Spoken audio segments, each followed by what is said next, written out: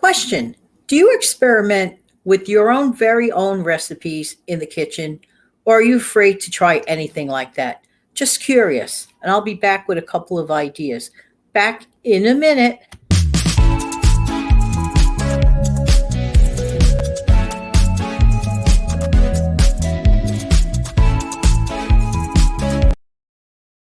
Hi, this is Jan from New York City. My channel name is Jan from New York City Saves Money. If you're new here, welcome, welcome, welcome. If you've been here a while, sincere and humble, thank you, thank you, thank you. If you just dropped by to say hello, hello. Hope you come back one day and stick around. Years and years ago, there was a book called let me get this right, Controlled Cheating, I believe was the name. It's all about a diet plan from a gentleman by the name of Larry Goldberg. He is passed away. But it was basically a diet plan of which, there were great swap outs, and the idea being to follow the diet throughout the week, and then you have what is known as a cheat day. He came out with some sort of a recipe involving cottage cheesecake. I cannot find the recipe. If anybody out there remembers it, please drop me a line in the comment section below. This book was out many, many years ago. But anyway, it got me to thinking about swapping out things. As a rule, I personally don't like cottage cheese. Okay. I don't like to sit down with it. My mother used to love it. I wasn't a fan of it. The reason for it, not because of the taste. Taste was pretty okay, but the texture, I'm not a fan of anything lumpy. So instead, but I did his version with the cottage cheese. I made a cheesecake from cottage cheese. Why all this talk about cottage cheese and all this and all that? I understand at the moment it's kind of a challenge to get some cream cheese in certain areas right now. Not forever, but right now. But the thing is, this made me think this should give us all motivation to get more creative about recipe swap outs. And his cheesecake came back to mind. And it was actually really, really good, I have to say. But I just don't remember the recipe. So it got me to thinking about, well, wait a minute. Why can't we, come up with our own ideas? And his cheesecake had to be baked, if I'm not mistaken. And it also reminded me of a wonderful crust. And this crust is you just bake off this crust in 5 minutes. And it involves, and this is so easy, the use of Kellogg's Cornflake crumbs, okay? Cornflake crumbs. All right. I'm going to tell you what you need to make this. 1 cup of the cornflake crumbs, 2 tablespoons of white sugar, a dash of cinnamon, a half a cup of finely chopped walnuts or almonds or pecans, whatever you like. Me, I'm a walnut fan. I like all nuts like that, but walnuts to me just does it. And a 1/3 cup of softened butter or margarine. So basically what you're going to do in a mixing bowl, you're going to mix those items together to make the crust. You're going to take that mixture. You're going to press firmly into a 9-inch pie pan. You're going to preheat an oven to 350. Toss that in for 5 to 6 minutes. Take it out. You got your crust, but you got to let it cool off. So here's the experimentation part when it comes to this recipe that I thought of. Now, you tell me what you think. Does it make sense to you? But this is for no bake, okay? The only thing you baked off was that simple crust. Okay, so basically, if you like cottage cheese over ricotta cheese, remember, I'm not using cream cheese here. There is, no cream cheese needed for this recipe. So you take this not 2.5. I would go down to 2 cups. 2 cups of the cottage cheese, full fat.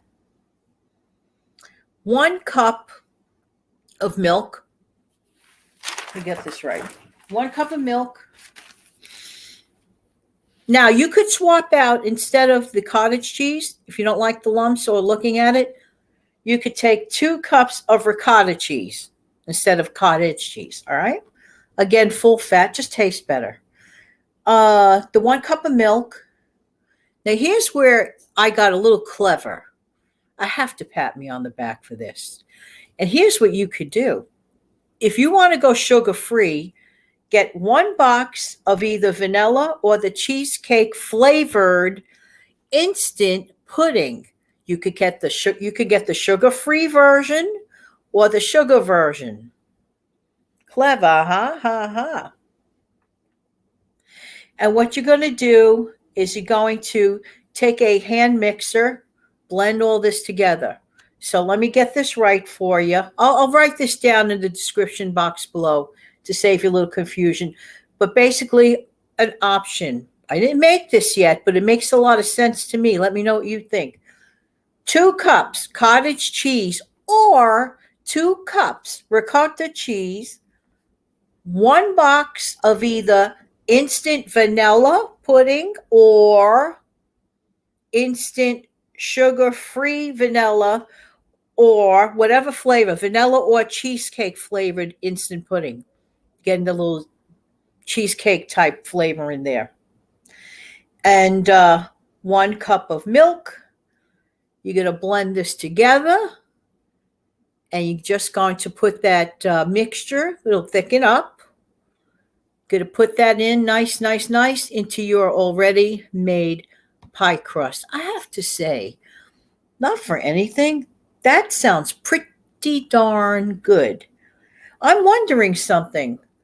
Why couldn't it be? Sure, you could take probably any flavor if you'd rather experiment with this. Who's to say you couldn't try this with the chocolate pudding? The sugar-free instant chocolate pudding or regular chocolate pudding and your milk. Now, if you're mixing this, put the 1 cup of milk, make sure it's cold because that helps in the thickening process. Make sure that when you're mixing it, that if it seems way too thick for you, gradually add maybe a tablespoon or just a little more than that of the cold milk as you go along. And then you just put this into your pie plate with that. Now, if you want to bump it up another step, some people want to have a nice, coating for the top a little bit, or even just as a garnish. Who's to stop you from getting Greek vanilla yogurt, putting that on top, taking a little more of that pie plate mixture, and just crumbling it, the crust crumbles on top of all that. That has got to be beyond good. I'm just saying. Like I said, I never made this. This idea just came to my head, and I just thought I'd pass the idea along to you. Who's willing out there, if you ever have free time one day, to give that a whirl? Sounds pretty good. And actually, it's kind of almost like a healthier alternative to like the, heavy stuff. So I don't know. So there you have the sugar-free option for those who don't want, excessive amounts of sweetness in their sugar in their food. So therefore, this is easy enough. Hopefully you'll like it. Just thought I'd pass the idea on to you. Just want to stop right here for a second and mention something. If you're the type of person that never thinks outside of the box because you're afraid to try something, don't be afraid. Take heart. It's okay to try something in the kitchen and to fail at it. Or, gee, it could have been better. Actually, it's more of a fun challenge because you can tweak it to make it better. You might do something accidentally. How many of you out there ever had an accidental recipe happen as a result of a mistake and actually turn out to be way better than you could have ever imagined at all in the first place? Well, anyway, doing that by being willing to try and test is actually possibly a money saver in your future. You might be amazed. If you never try something, how are you going to know? But to me, these things sound great. And the idea, too, how easy is that pie crust, too, right? With the cornflakes and the nuts and yum, sounds all good. It sounds like a pretty healthier option than those heavily, greasy pie crust. Just saying. Anyway, just thought I'd share. There you go. All right, I'm going to close out the show. But in the meantime, this has been Jan from New York City. Thank you so much for viewing. Why? Because I really do appreciate you. I'll be back with a wave.